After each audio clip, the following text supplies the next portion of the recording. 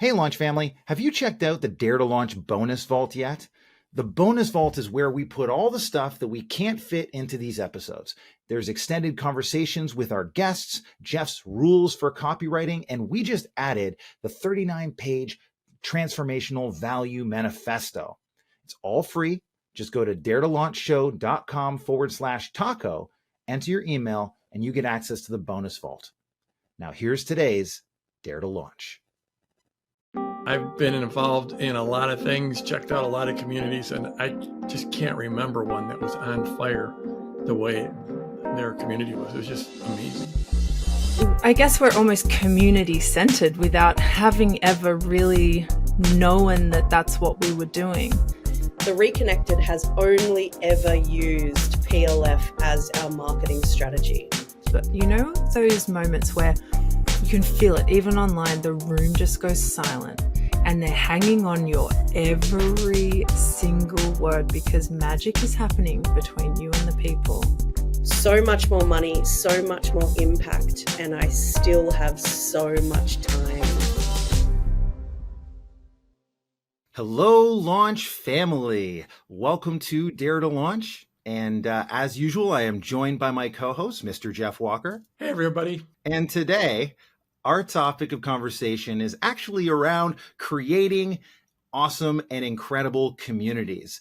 And to help us with this topic, we've brought in two very special guests. They are founders of the Reconnected, where they've built an incredible community of families that has really turned into a global movement in parenting. Emma and Eleanor, welcome to Dare to Launch. Thanks so much for Hi, having everyone. us. Glad to be here. Excited to have you on. Thanks for coming on our show. Now, you two have built an incredible seven-figure business in the parenting and breathwork niche. So we could really talk to you about all different aspects of your business, and you'd be able to create incredible value for our listeners. But we wanted to bring you on to talk specifically about building community, because I know last year during our PLF launch, the Launch Masterclass, you were one of our affiliates. And Jeff, you during that time had a chance to dive into their community and speak to their community. And I just wanted to start with what was your impression of the community during that launch and when you dove into it?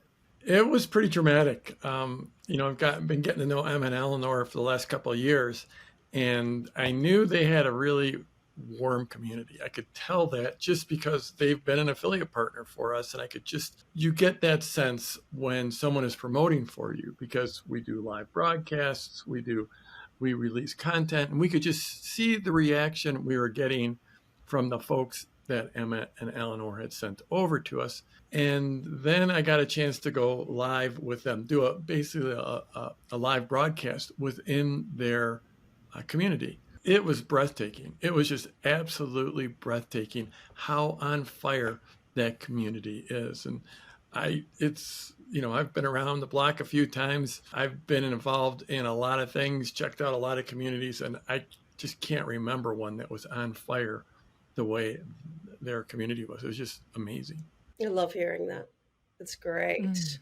Yeah, we put a lot of love and effort into really nurturing our community, because we want it to be a space where they continue wanting to come back.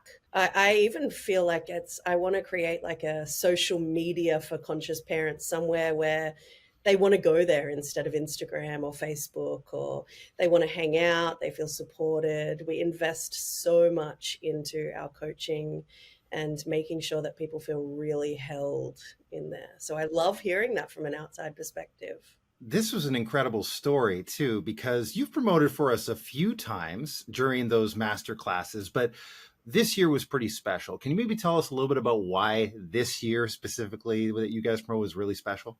We were number one on the leaderboard that year. And I think we're still pinching ourselves about that reality. And I think as well, it wasn't until we had won the leaderboard and we're the top number one affiliate that year that we realized what it meant and what an achievement it was, actually, and just how strongly our community had performed in a way, or how much they'd come along and believed in us and trusted us enough to join PLF as well, being another thing that we're just massively passionate about. Yeah, it was unbelievable. But to think that we had outperformed like a lot of other people with, niches in business and areas where you'd think there would be a lot of crossover. And I think it was just so surprising that our community of incredible parents and families, there was just this amazing crossover and resonance with product launch formula. Is so cool. Yeah, it's really cool. People have seen us because we're known for parenting. But then people who go through our parenting programs, they end up, their problems now aren't so much to do with parenting. It's that they want to stay at home with their kids. They want to create a business that they love. They feel like they're ready and available to do something else with their lives. And I think the thing for our community is that they've seen us come from these very humble beginnings, because we started the Reconnected with a free PDF, like Facebook group, very basic. We didn't have a lot of money to invest in, and they've watched us grow over the past 5 years. And so they're deeply inspired. And then when we share about Jeff and the fact that the Reconnected has only ever used PLF as our marketing strategy. And so we can share deeply authentically about that. And it's awesome because people generally really trust us, because they're like, well, we've seen you go from this to this. And also the people who are in our community notice a pattern of the way that we're launching, but they show up for every single free event because they know they are going to get an epic amount of value, even though they've gone and paid for all the other programs. So yeah, it's just really cool to be able to share with people who are ready to go into the PLF world. And Chris, I thought we might just back up a little bit, because there could be a couple of folks just coming into our world that on this podcast that have no context. Mm-hmm. So PLF is product launch formula, this training, this approach to marketing that I've been teaching and sharing with the world for almost 20 years now. And each year we do a launch masterclass where we basically go through the process, and it's all free. And I teach and I teach and I teach. And then I'll eventually open up registration for Product Launch Formula. Each year we have a lot of top affiliate partners that promote for it. And Eleanor mentioned our leaderboard. There's actually behind the scenes that the public doesn't see, but there's a competition among our top affiliates to see who could be the number one affiliate, the person who sells the most seats in Product Launch Formula. And this leaderboard's been going on since 2005. There's plenty of other launches with leaderboards out there in the market. In fact, we were one of the innovators that created the whole model of partners promoting like this and having a leaderboard. And our leaderboard just happens to be one of the most competitive in the industry. So to become the number one partner is a very, very significant thing. And Emma and Eleanor did it with their business is about parenting, and yet they were able to come in and beat all of the top big name marketers with these huge lists that are built for promoting business products. And it's just one of the most remarkable stories that I can think of in this industry in terms of cross promotions or affiliate promotions. Just, it's absolutely amazing. Did I hear that you were also going through your own launch at the same time as promoting PLF or something crazy like that? We were, and we will be doing it again this year, actually. But it sounds a little bit crazy, but it's one of the best ways to show people what launching is. We use our behind the scenes as a bit of a bonus for those people who are joining us in this in our PLF launch. And it's just really powerful for people to see what's going on behind the scenes, and it's very inspiring for them. So it works beautifully in a strange way, but yeah. Well, that was definitely one of the reasons why we wanted to bring you on to talk about community, because you've clearly built a very, very powerful community and an incredible community. Could you maybe we can just start with, like, what is your understanding of your community? Like, we call that in PLF your avatar, like your ideal client. And my guess is it's probably like you have to have a strong understanding of who your people are in order to build a community like that. Could you speak to that a little bit so people can get a glimpse into what your community is and who your avatar is? Well, first of all, I think just to go back to something that Emma said, that we have only ever used PLF to market the Reconnected, and we actually don't have any other business coaches, nor have we done any other business training. We are kind of purists. And so we've kind of just followed PLF step by step. I don't know how many terms or like how much detail to go into, but you know, the one of the first steps that we use really often includes connecting with the people who your program is here to serve and finding out how they talk about their problems, you know? So we don't really do anything without starting at that point. And often a lot of our programs are then built off of the information and the conversation that we get into with the people who are following us on Instagram. And so I guess we're almost community centered without having ever really known that that's what we were doing. I almost had a bit of trouble getting my head around how to prepare for this podcast because, you know, when you've got a strength, it's sometimes like you just don't know what you are doing. You're just like, I don't know, we just do have a good community, or there are just, everyone is just awesome. And I was like, no, I know enough about personal development and business and things like this that there's more to it than that. And I think because we have, you know, the very essence of the Reconnected is connecting with people, listening to people, and I guess supporting people to get the transformation that they're telling us that they do want. And it is about that kind of launch conversation. I've heard you say that, Jeff. Like, we get into a very real launch conversation and we listen to people and we reflect back to them exactly what it is they're saying to us, and we connect with them in a very real way. And our whole team has this as our focus during a launch, but you know, all the time really. And I think because it worked, like, you know, when we started the Reconnected and we were using just these very simple tools, it was like, well, that worked, let's just do more of it.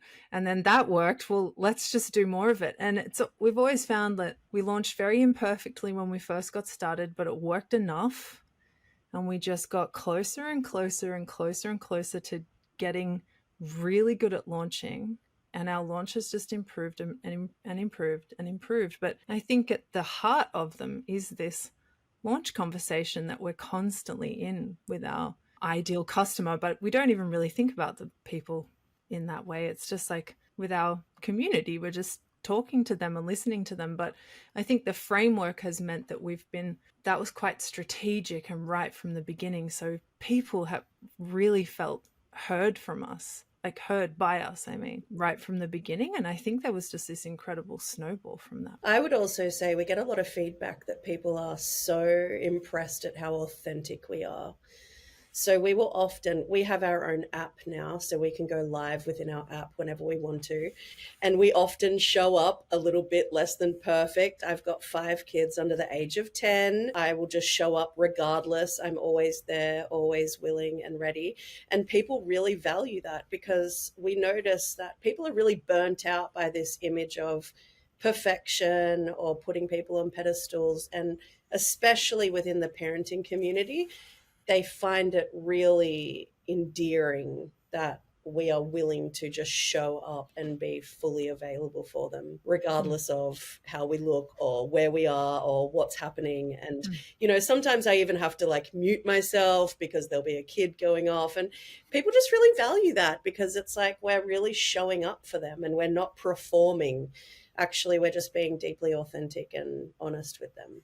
I had the opportunity to meet a few Reconnected community members recently in the last few days, a few weeks in person. Both of those people said to me, you are exactly the same in person as you are online. They just couldn't get their head around it. And I think in some ways they were expecting that the online me is like a persona of like a performance of sorts. And actually, it's actually been quite a healing experience, actually, to like learn that if I just be myself and broadcast myself and actually just connect with more people, good things happen. And I don't have to be special, like, I don't have to be good at heaps of things that I think I have to be good at. I just literally have to be myself and share what I know with the world. You know, I think of the name of your business and the name of your community, the Reconnected.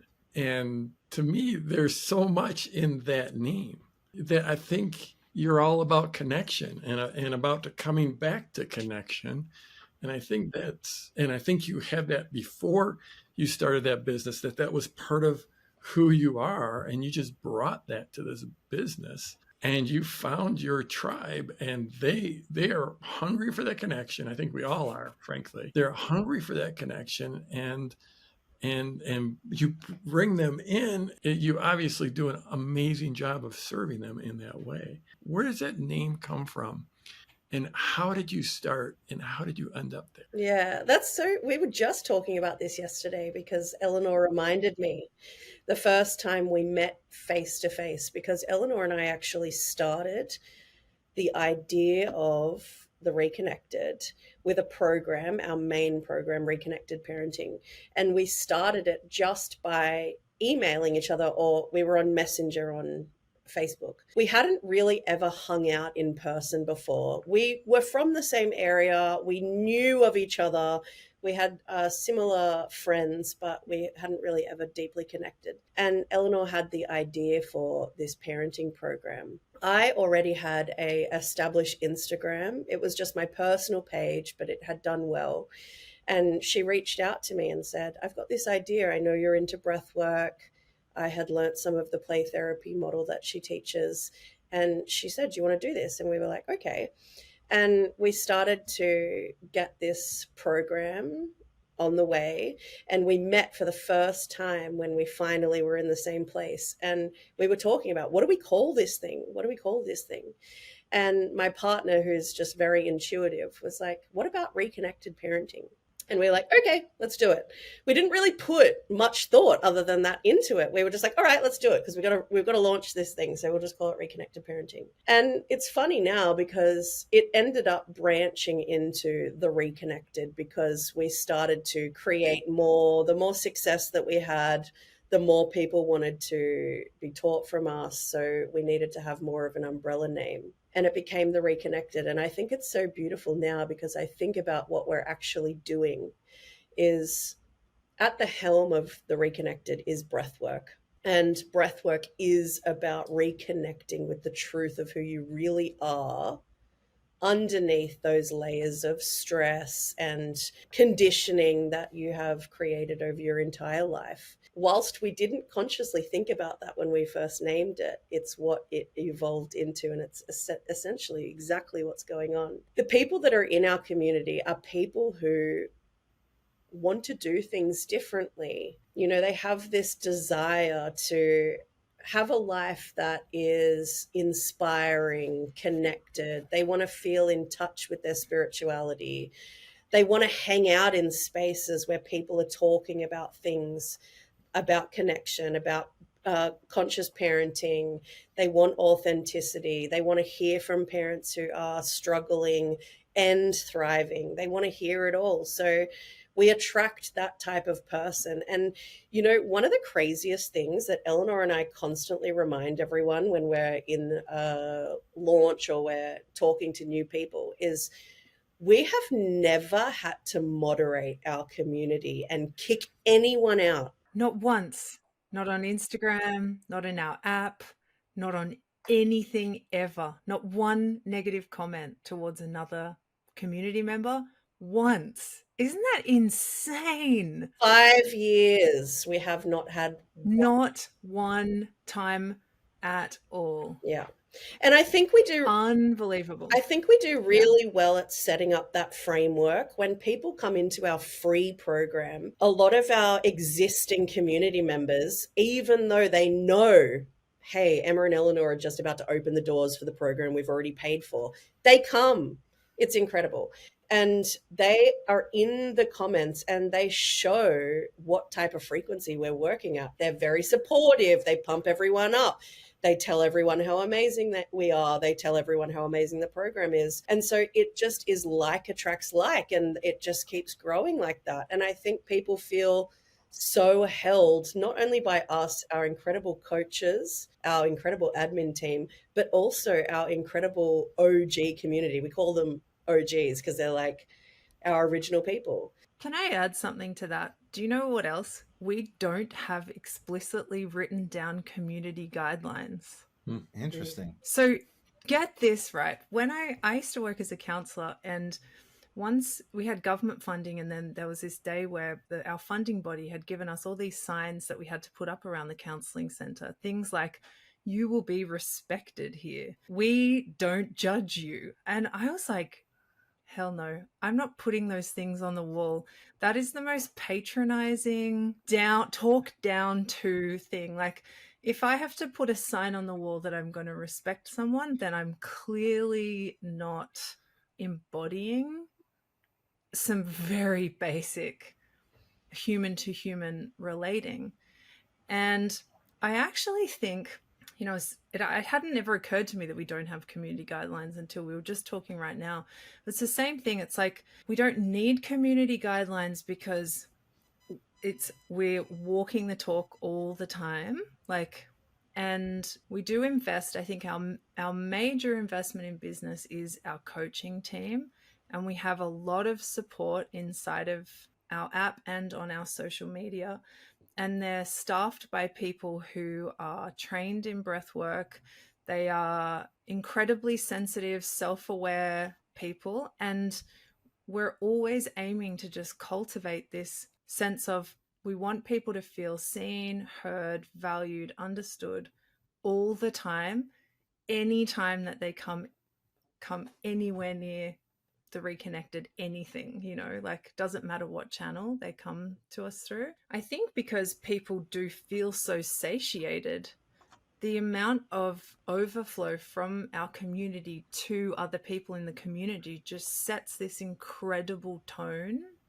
So even when someone feels upset or has an issue or has upset by us, for example, sometimes when we're in a free launch, we might have 50,000 new people come into our community just like that in a course of a couple of weeks because we're doing a launch, and you would think that you would, possibly that many people would drown out the strength of the existing community. But actually what happens is sometimes people will say things like, hang on, I didn't know you guys were just going to sell me something. Someone new will say something like this, maybe.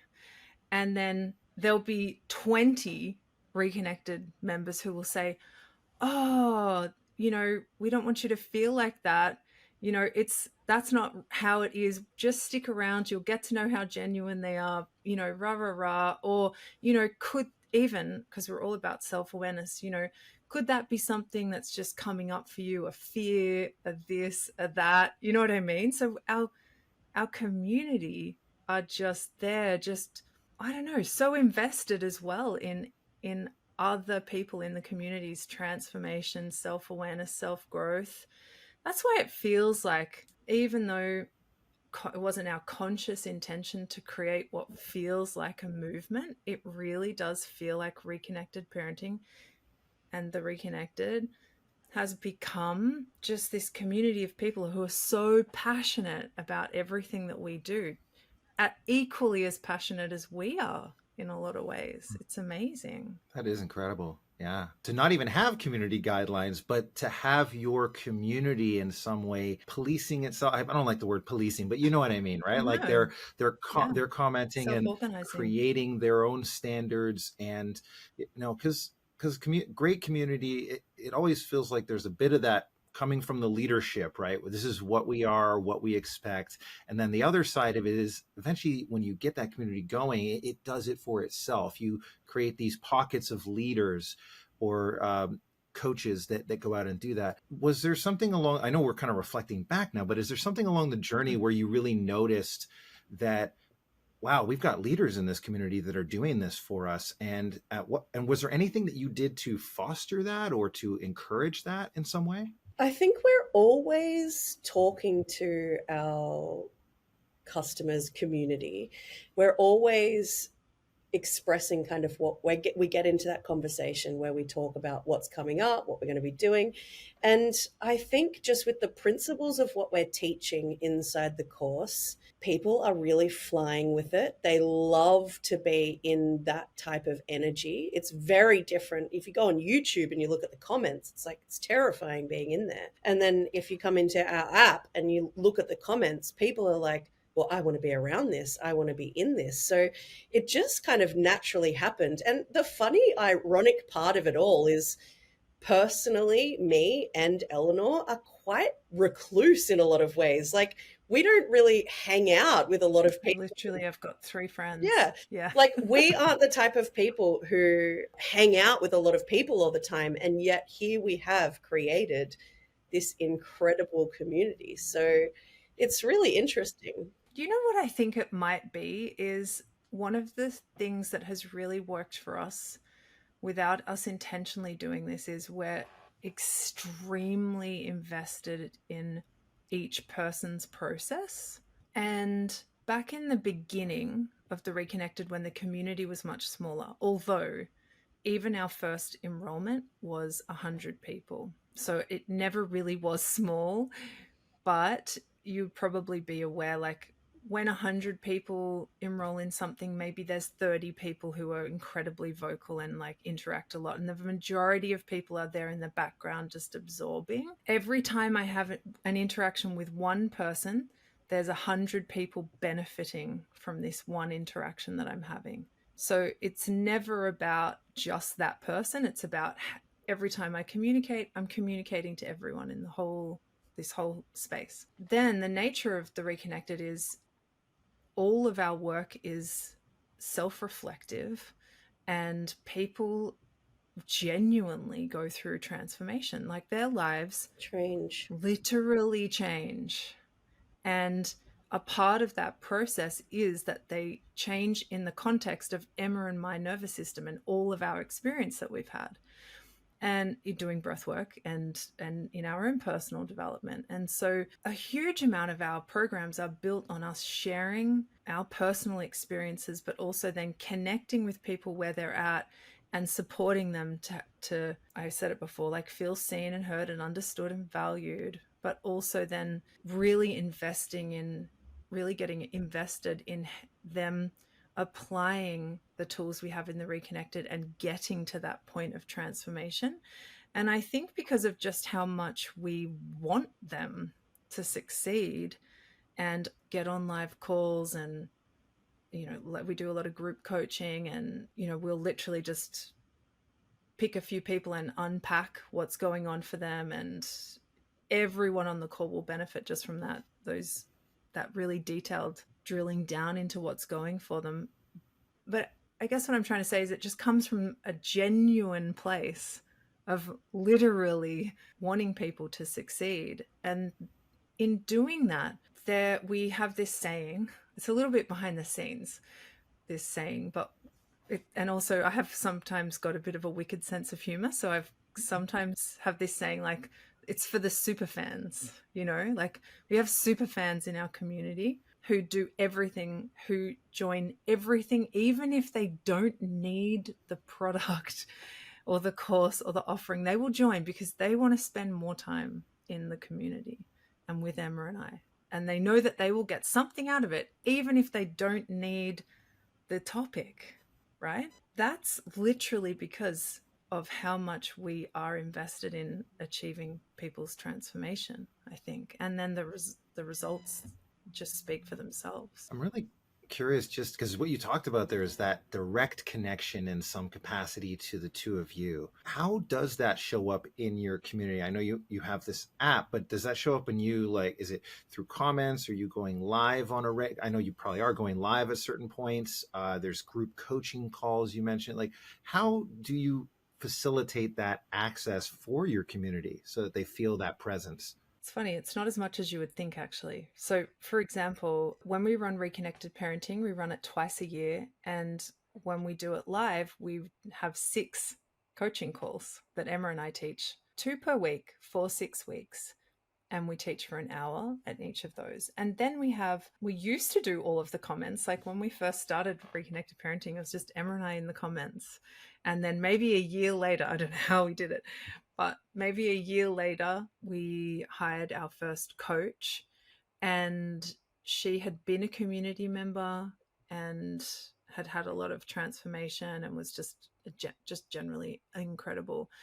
And then it just snowballed from there. So I think at the moment we have our small team in between launches is maybe 12, 13 coaches. But when we're launching and it's a big team, it's upwards closer to like 20, 25. And they are off the charts invested in people's process. Like that, their work thread is inspiring, and sometimes even I feel emotional just watching how much they are aware of every single person who is sharing in our community's personal process, how they track with them, how they think about them, remember what's going on for them, reach out to them, connect with them. To be completely honest, none of this is coming from a strategic place. It's just there is this genuine desire for people to have the support they need, to go to the places that they need to go within themselves in order to have the transformation that they signed up for. Again, they're all just incredibly mindful, but that every time they serve one person, they're serving the 2,000 other people who are too shy to put their hand up and talk out aloud. So, you know, I guess that's just as well this very intentional aspect of it as well too. We actually only go live like 24 times a year in that community. It's not that much, but our coaches are available all of the time. And of course, because we are PLF purists, when we do run our live launches, they are mega free events. Like we serve sometimes 50,000 people. I think the most we've ever had show up live was just under 4,000 people. That was pretty incredible. And then the majority of people tuning in via the replay, but it's all, you know, over a launch, we will go live multiple times a day for about, you know, anywhere up to like a 7-day or 10-day period of time. And the free events that we run are so life-changing. I can't even tell you amount of feedback that we have from people who aren't in a position to go on and join Reconnected Parenting is sometimes people have gone from feeling complete despair and helplessness and being in very dark places to having their life trajectory just shifted and changed. And people will come to our free stuff and never have the money to join us for our community, but still show up to all of our free things and their lives change. And then I pinch myself because I'm like, this is our marketing. This is us marketing. It's like, I've never felt better about marketing in my life, you know, because it's like everything we do is life-changing from the beginning to the end, regardless of how much you interact with us. And we're here just to help people feel seen, heard, understood, and to give them some really powerful tools to change their life, their parenting, their relationship with their kids, their self-understanding. And it's just like win after win after win after win after win. And so I don't know, I just think what's not to love, and why wouldn't you love being there? You know, there's just such an incredible ripple. Like I'm going to talk myself into crying probably today. I love that.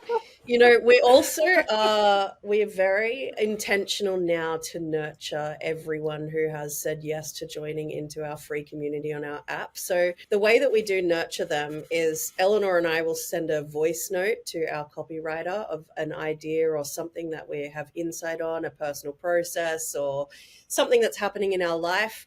They will create an article and they'll share it. So now that we have the structure to the team to be able to do this, we really make sure that they gave us their email for this free program.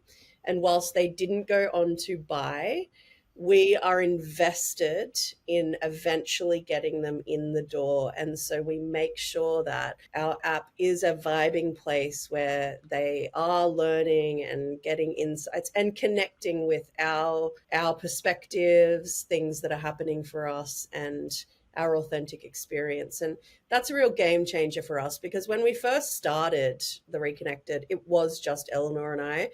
We were unbelievably stretched, and we'd often launch, open the program, and then just disappear, kind of, because we were exhausted. We couldn't come up with any nurture content. So that's something that we've really changed. And almost every post that we do has hundreds of comments, because people really value the free nurture content. But can I just say, we have only been doing that in the last 6 months. And up until that point, we were the most inconsistent emails, the most inconsistent nurture content providers. If you got nothing from us, like, we would just disappear. It would be close of cart, and then we'd send one more, hey, you've got one more chance, we've just blah blah blah, whatever.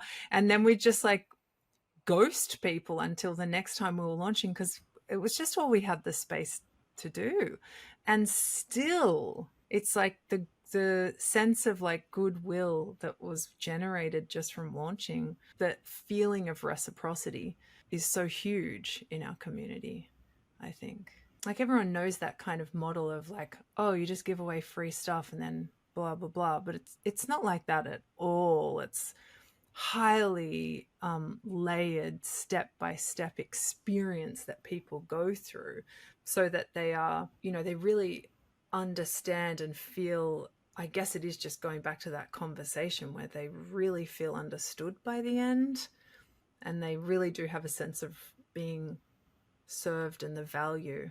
Like, people will often say by the end of our launches, I can't join, but I am 100% here for everything you've got. It's not, they don't just disappear. Do you guys do your launches within the app? Yeah. So like, you're like, when you're doing a lot, so when people opt in, they're actually downloading the app and getting the app? Yes, that was a new thing for us when we started the app, because we always launched in a private Instagram page. So we would set up a Instagram page for our launch. It would be set to private. They would put in their email, they'd get sent the link, they'd have to like it, and like, they'd have to follow, we would let them in. And then when we created our app, we decided we would launch inside it, which was a tricky pivot, because obviously it's that double opt-in step. But I think people really love it, because it's its own little ecosystem.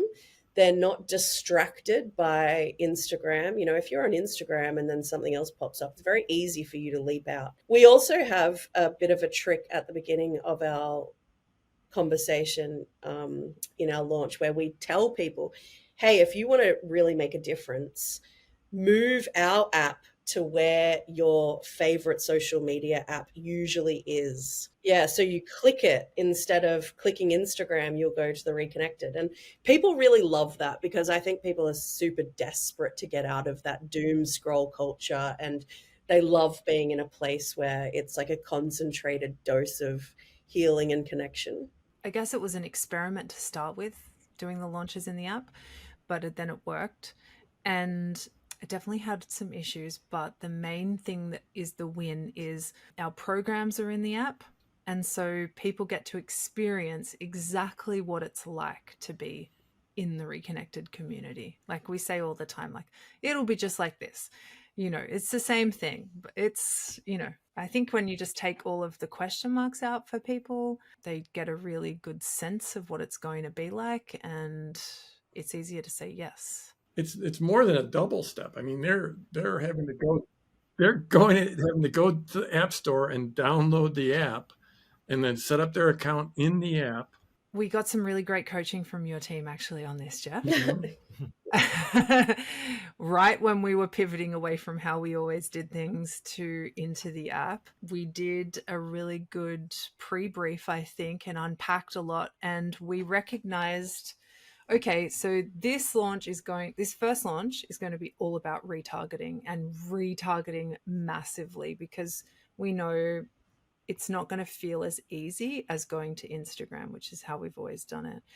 And there was a couple of things that we implemented. One was we did a massive giveaway. We were a bit concerned, like we weren't sure how receptive our community would be to things like giveaways, because we don't normally do anything monetary. There's a lot of sense of like goodwill and reciprocity. But then when Emma and I, we give away things that we love and things that we're genuinely excited about, and it feels like we're giving a present to a friend. And so just bringing that energy to the giveaway page, like, hey, if you go right now, so they've signed up and then they come to a video of us, if you right now go straight to the app, you're going to win this thing that Emma and I are obsessed with. It only dropped off 50%. So 50% of people who opted in then went straight to the app, actually. So it was actually off the charts. And then we discovered something even cooler, which was those people went on to be the warmest leads, that they participated the most in the launch, and they showed up to the most amount of live things, and they clicked on the most links and things like this. And our first launch in the app was pretty terrifying, and halfway through we had like one of these, we had a really good first day, and then it was crickets, like the most excruciating crickets during open cart. Emma and I were just like, I think we even for the first time ever maybe didn't even talk for 24 hours, because we were just in our own little stress portals by ourselves, and which never happens. Normally we're just like, what are we doing now? What are we doing now? But it was that quiet. It was like retreat. It was just retreat mode. And then had a bit of an aha ping.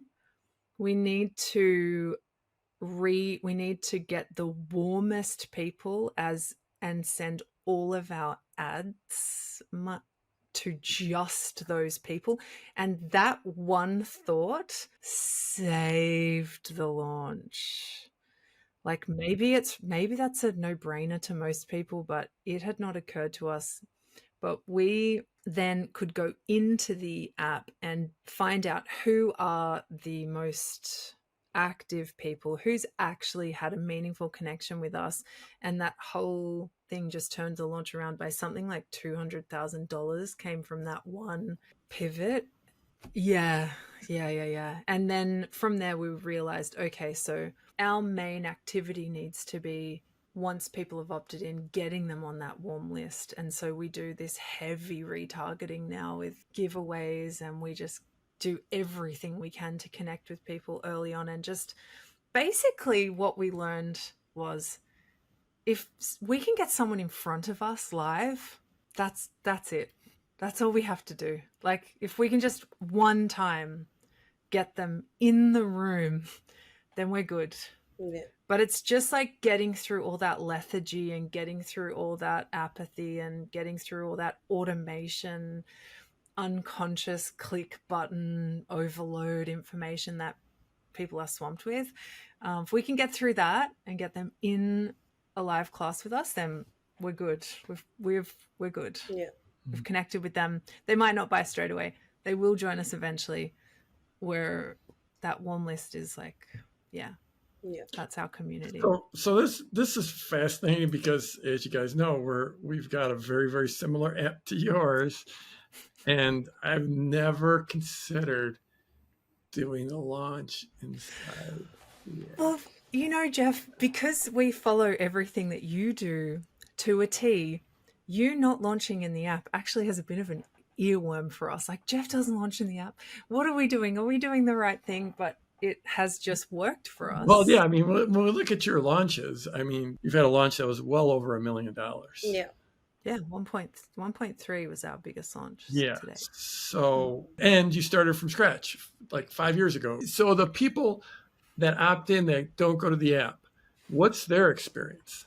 Then are you just continually, because I imagine you're having people opt in, I imagine, and then you're giving them instructions. We email them relentlessly about everything that they're missing out on. Yeah, we try and create massive FOMO for them. Giveaway after this, that. We're just like, well, they're either going to show up or they're not. So we may as well just go get in the room. Right? Just No. get in the room. Oh, wow.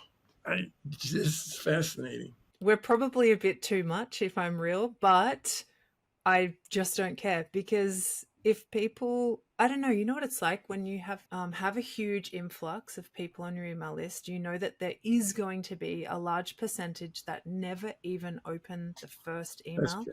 and That's, never go on.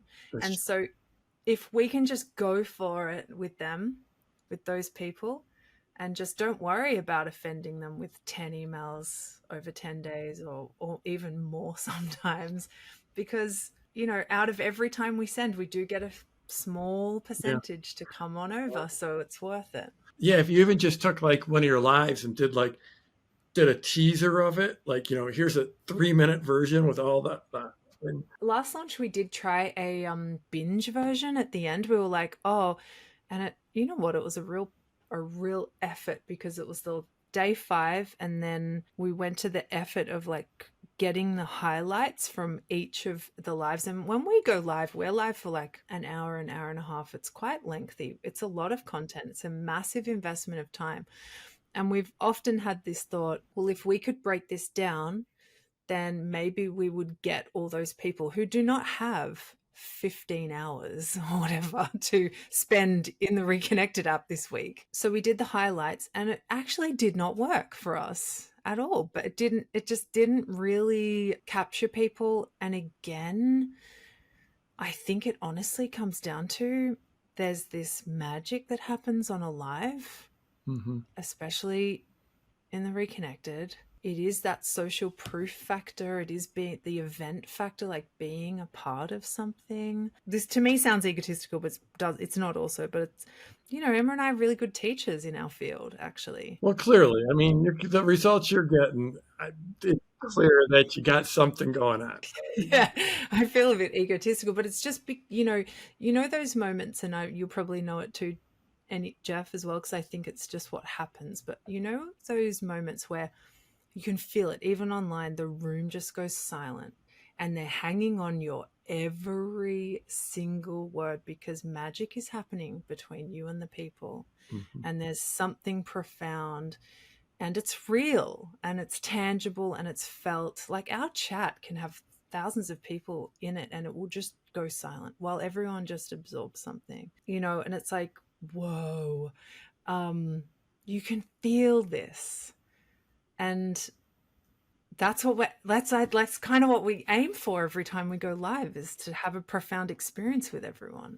Yeah, and absolutely, and anyone who's ever experienced that, like whether you're on stage or on a live, and you just can feel that energy, and it's like, I think it's the most addicting thing I've ever felt in my life. I mean, it's just crazy. I remember like when I first started, teaching marketing, and I'd been online for a long time before, and then I started teaching marketing. And I went to like a marketing event. It was a marketing event for marketers, hardcore marketers, and it's sort of like a mastermindy or a thing, and there's all these speakers after speaker after speaker, and all like the cool kids were out in the hallway talking while these other speakers were on. And then then it was my turn to speak, and all of a sudden everyone came into the room, and they were just standing room only, all just packed around the room. And I started speaking, and it was the same. It was just, it went silent. I'm like, well, I guess I actually have some skills here, where you just can feel that. What do you think that is, that feeling, like to create or cultivate that? I know part of it is the magic, part of it is the skill sets that you're providing in the transformation, but is there anything else that you can pinpoint to say is creating that for your people in those moments? My breathwork teacher calls that speaking to the energy of the room, and it's actually part of breathwork practitioner training. And like what we cultivate is like a sense of attunement to how people are feeling, as well as your own sense of how you are feeling, and creating, I think it is connection through words, just speaking to what feels alive in the moment somehow, and finding as well a way to take people from where they're feeling now to where you want them to be. Mm-hmm. And it's almost like you can feel it. And then what I'm been practicing, thankfully, through the Reconnected and all the opportunities for being in a room full of people who are willing to listen, is like gradually learning how to find the words that take people from A to B. Yeah, it's just like speaking to the energy is how I would call it. But I guess it's a mix of like authenticity plus a degree of strategy. Like, weirdly, being a counselor, and I've got a psychology background, it's like you're actually always thinking about how to help people have an insight and have an aha moment, or to like be aware of something that they're not yet aware of. You know, in order to demonstrate why someone should keep on going with you, you need to serve them, or for them to have even a small moment of like, whoa, I didn't know that about myself, or oh wow, like, you know, they're changed in that moment and it is transformative, and the connection in that moment is honestly just real. When we are in a launch, we now have a script, and it's, we're very diligent about this is what we know works. These are the stories that we know work. But I think one of the magical things about our partnership, because you're teaching with someone else next to you, so if you're following a script, it's like that you're following a script. But Eleanor and I are known to pivot sometimes, and if there's an energy in the room or there's a conversation that's happening, we will go with it. We won't deviate too much now, because we know we are holding people for an hour, hour and a half, and we want to keep them in the room. But we do have an attunement to, all right, we need to speak to this specific point, or we need to go a little bit deeper on this, and it's not on the script. But I think we're just quite masterful together, because we're both breath workers, and it is our job to be attuned to people, is that together we can feel when there's an energy that needs to be spoken to, or sometimes when we need to reel each other in, when we need to bring the conversation back to where we need to go, or anything like that. Kind of comes back around to the launch conversation again, you know, just like that training in like listening to what people are saying, like a basic thing, objections and objection knocking, and speaking to people about the objections that they have to the content that you're teaching. A big one for our community in the last launch was the level of suffering that is happening in the world is one of the things that holds them back from feeling like they can do things for themselves now. You know, that's really top of mind for the people who come to the Reconnected, actually. It was really beautiful to just get into a very real conversation where we don't necessarily have the answers, but what we discovered through just like toing and froing with people on the live call was, if we're here in the room, we've got a degree of privilege that affords us the space to do this work, personal work, which feels selfish yet does have a powerful ripple. And we had people email in and say they joined based off of that conversation alone. And it was one of those magic moments. We didn't think about it. We didn't plan it. It was just based off of like speaking to the people in the comments and just being real with where we're at. And, you know, we didn't know what we'd even say. A lot of the feedback was, even one person emailed and said they've done our free program a number of times and have never gone on to join, and because of that conversation joined. And you know, you just know it. That was one of those moments where it's like, I'm never going to forget that conversation, actually, because it changed me as well. Like, I discovered that for myself. Like, that is true for me. I feel I have a sense degree of privilege, which means that I have a responsibility to do this work, and it's not actually a selfish thing. Again, it just feels like it comes back to being very real with people, and even like being okay with not knowing, and letting it be on, like being comfortable in pauses between you and the crowd, and just feeling into what the moment does need. Tell that there's probably a lot of people out there that may experience those moments that you're talking about and their reaction to those moments, because it really is unknown, right? Like you're sitting, like we have our script, but right now I'm going to deviate from that script to deal with this feeling that I've got right now. And a lot of people who are out there, they don't do that because of fear, right? Or maybe there's a lack of trust in themselves or something going on there. And do you have advice for people in those moments? We got some funny feedback actually. I don't think it was recent, maybe it was about a year ago. Someone who'd been around from the beginning said, "You guys have slowed down so much. You used to be so pumped all the time, and you're still pumped, but you're not just pumped." And that's it.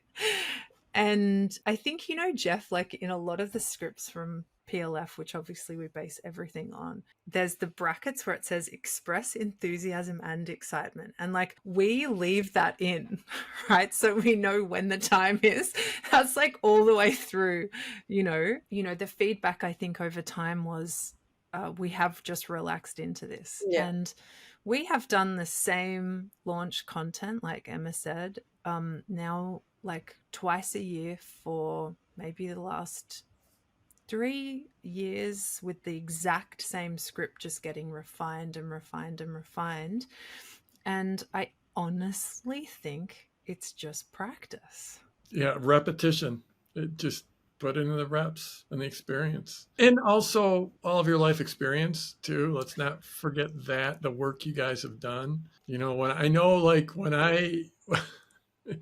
I've got my meditation practice on point, I'm a heck of a lot better in front of the camera. 100%. I had massive fears about teaching online. I am not a trained teacher. I'm terrified of public speaking. I got out of every single oral exam at school. I don't think I ever did one. And I remember the first time when I realized, oh crap, I've got myself into this sticky situation where we've just sold 100 programs and I'm going to teach for the first time. I remember spending I think an entire week in this full process around, oh my God, I'm such a fraud. I can't believe I'm going to do that. This is insane. And what happened was I did it, and the internet connection was so bad the first time I went. It was so excruciatingly awkward because there kept being all these pauses. And I just kept showing up and doing lives. And now I do not even waver at the idea of teaching to 50,000 people online. It doesn't, I don't think about it. It doesn't worry me at all. But I did a lot of personal work over the last 5 years about feeling okay to be seen, feeling authentic in what I'm teaching, feeling inspired by my own life in order to teach this content. There's been a lot of behind the scenes work that I know Eleanor has done, but I've done personally on continuing to be able to show up for the expansion ride that I'm on. And it just continues. We just got a book deal. We're going to be doing a book launch. There's a whole new wave of personal processes that I'm going through in order to show up for that intention and that dream. So we do the work at the Reconnected. We're living our teaching. Breath work for me is somewhere where I go to in order to show up for my community and for myself. So I love that about our business, is actually it's my life entwined into work, and there's not much difference in that sense. But yeah, I've had to really show up for what our business is, and it's been scary, but the more that you do it, the more effortless it becomes. Hey, Emma, do you remember who it was? I can't remember who said this to us, but really early on, maybe in the first year, someone said to us, look at the camera like it's someone that you love and speak to one person. And that changed everything. And it's so fascinating. Like, we'll be about to go live and we'll say to each other, look at the camera like it's someone you love. Like, it's just become a mantra. We put someone there sometimes. Like, occasionally at the time, we'll have this particular community member who's been having a lot of wins, and we'll say, it's that person, put that person there, And then it fascinates me that people honestly feel that we are speaking to them. Yeah. And I think that a part of what's interesting about the internet is you're broadcasting connection, and then it's just diffusing out, to like a million different places. But you have to be this single pointed, intimate, personable, one-to-one projection when you are, well, presenting, for want of a better word, when we're presenting our content. That's how we're relating to the camera. And we are total, Emma and I are so introverts unite. It's the ultimate way for me. I don't know how I would feel about being in a room full of the amount of people who we regularly present to online. I don't actually even know what would happen for me. I like the recently, I can't remember what my kids are teenagers. We go to a lot of concerts. I'm often in a stadium that has the equivalent number of people who are in the app. And I say to myself, because we've got 70,000 people in our app, and 80,000. like our email, yeah, there you go. I'm out of date because I haven't been working much lately. And then, you take 4 weeks off and the team doesn't launch, and it just grows and you can't keep up. But sometimes I've been in the stadium and I'm like, what's the capacity in this stadium? Okay, it's equivalent to the Reconnected app. I would be losing my mind if I was down there on that like stage. Like I would probably forget everything I know, blah, blah, blah. And yet when we're online, it's just feels doable. And a huge part of that has just been like, we'll break it down, like who's in front of the camera. And then sometimes it is a bit intimidating when the numbers go to a number that we haven't seen before. Like I still remember when it first went over 1,000 people on a live, and then when it went into the multi-thousands, it's just like, oh, I've got butterflies again. Every time there's a new milestone, it's a bit of a stretch all over again, but it's also just so fun and so thrilling. And yeah, it's incredible to be connecting with so many people. So, Jeff, do you think it's time for a taco break, or do you I have? was just thinking it would be time for a I taco. was like, what is the equivalent of a Jeff Walker spicy question? Oh my gosh. I'm like living with young adults and teens right now, and I'm regularly getting shredded. So it's just going to be interesting. All right, awesome. Well, these are the 2-minute taco break, where we start off with some milder questions and they steadily get a little spicier as we go along. Ooh. And so we'll start off with the easy ones here. But first one is hard shell or soft shell tacos? Soft shell. Soft shell, yeah. All right, we're back on the soft shell train. That's great. Hot, medium, or spicy tacos? Medium. Yeah. How about guacamole? Are you yes to guacamole or no to guacamole? Absolutely. $1,000,000%. It makes the entire include the guacamole. Yeah. Why? Yeah. I love how every time we ask that, it's always a resounding 100%. I love guacamole. And Jeff's face every time is just shaking his head. You're solo on that one, I think, Jeff. Of all of our podcasts ever. So how many tacos is too many tacos? More than 7. But I'm a family of 6, so I think I just think in 6s now.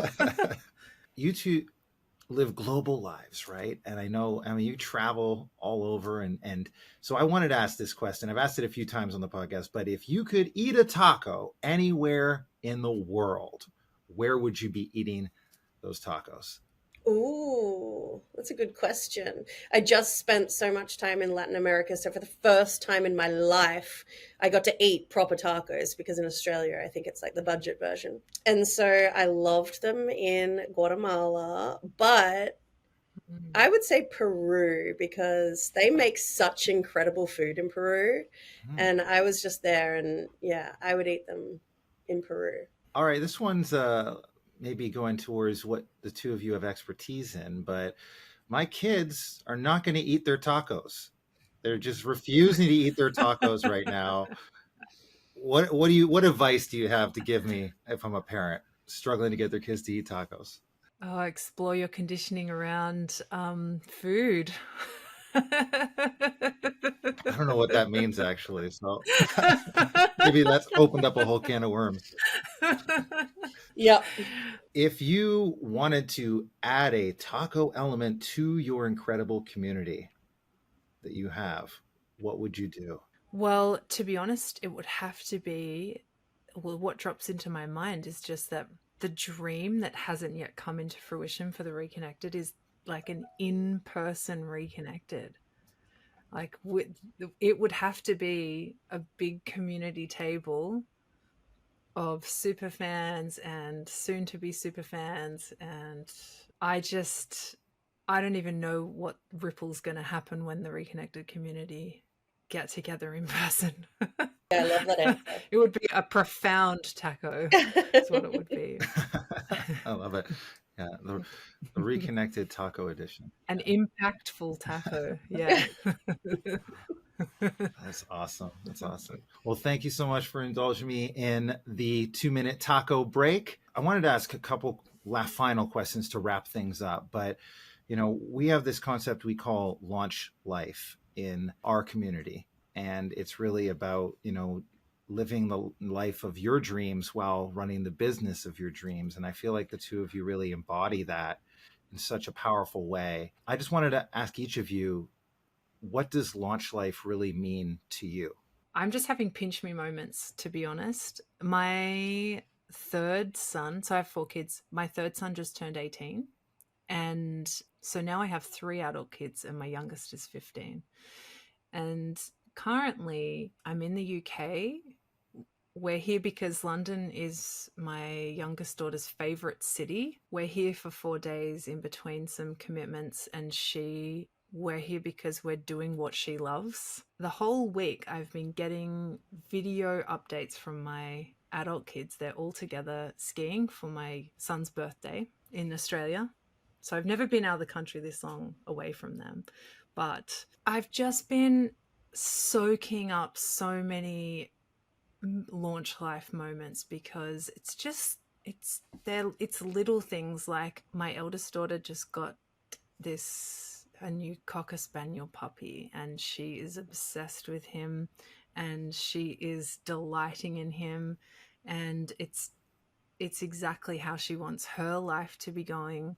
And my boys have just been shredding the slopes and they had the most epic dump of snow, and just to be watching my kids thriving the way that they are thriving, knowing like that it's the financial piece that has like landed and fully arrived here for our family since we started launching and since since the Reconnected came into being. Just the opportunities and watching my kids thrive at things that were not on the table, nowhere near on the table previously, is everything. So, it's also just beyond the wildest dreams level. It's like, how did I get to be, just spending my time enjoying my children's company whilst they're loving what they're doing, and to be able to get behind them and support them. And I don't know, it's a tricky age, that kind of teenage to adult, where you can feel how there's these trajectories there for them, and the trajectory is based off of the opportunities that they have. I think like one of the reasons why I just get behind anyone who wants to change their financial situation or for their business to take off the way that the Reconnected has taken off is because of just that level of opportunity that it provides, that it has provided us. My launch life is everything I could have dreamed of. I have 5 kids under the age of 10, a 10-year-old, 8-year-old, 6-year-old, and then 1.5-year-old twins. And since May 2023, we have been traveling. We've been through, I think, 8 different countries traveling. And for me, that's just like the ultimate dream, because it isn't hard financially on a time level. I get to be with my kids all day, every day. We homeschool, and we also get to go to the location that I want to go to. And it just trips me out because I remember when I became a breath worker, I knew I wanted to give people the transformation that I had gotten out of breath work. And that would usually look like one-to-one sessions. And my own personal energy doesn't really have that for one-to-one sessions to be able to make a weekly wage. You know, I would probably have to do 8 or 9 sessions with people to make a pretty minimal wage as a one-to-one breath worker. And I've flipped that by not only reaching hundreds of thousands of more people with the transformation of breathwork, but I have 10 times the financial gain as well. And that is just so surreal to me because it means that I get to show up and do something that I love and that I know deeply is a healing balm for the planet. But I also get to spend most of my time with my children, doing the things that I love and traveling. It's like the ultimate win-win scenario. And yeah, Launch Life has honestly changed my trajectory of my whole family line. I come from a whole family of week to week workers who they couldn't even dream of making $100,000 a year in like, and we can make $100,000 in a day. It's insane. But it's funny how, you know, I've gone on to make so much more money, so much more impact, and I still have so much time for the rest of my life. I have so much time for my family, my kids, my own personal self, my partner, and I just wouldn't trade that.